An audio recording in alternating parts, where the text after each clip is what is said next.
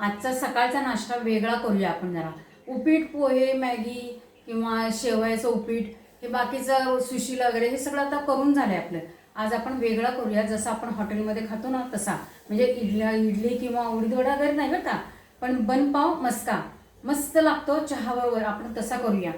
हे बघा, आता हा ब्रेड मी बनपाव आहे, हा मधनं मी कट केलेला आहे. आता त्याला मी मस्का लावून घेणार आहे, म्हणजे अमूल बटर. त्यात लावायची कंजूशी करायची नाही बरं का, भरपूर लावायचा, छान लागतो तो चहाबरोबर. एकदा करून बघा तुम्ही, किंवा बाहेर खाल्लं पण असेल तुम्ही अशा पद्धतीने.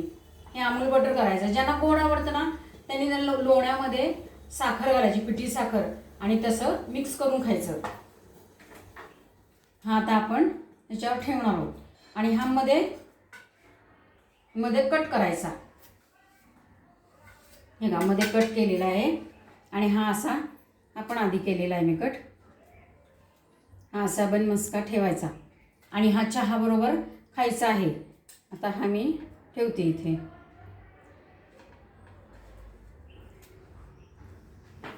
आणि चहा बरोबर गरम गरम चहा घ्यायचा आहे त्याच्याबरोबर.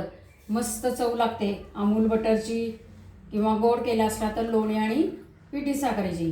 आणि तसा कट करून चहा घ्यायचा आहे. एक एक चहाचा घोट आणि एक एक बनपाव मस्का ह्याचा घोट.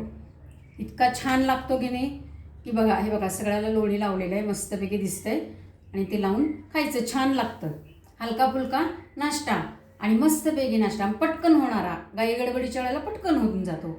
आणि जसा डब्यामध्ये दिलं ना खायला तरीसुद्धा छान लागतं. याच्यात चटणी वगैरे लावली तरी चालते, पण चहाबरोबर जरा तिखट लागतं, ते बरोबर नाही लागत. म्हणून आपण नुसता बनपाव मस्का असा करायचा, नुसतं अमूल बटर लावायचं, कट करायचं आणि खाऊन टाकायचं चहाबरोबर.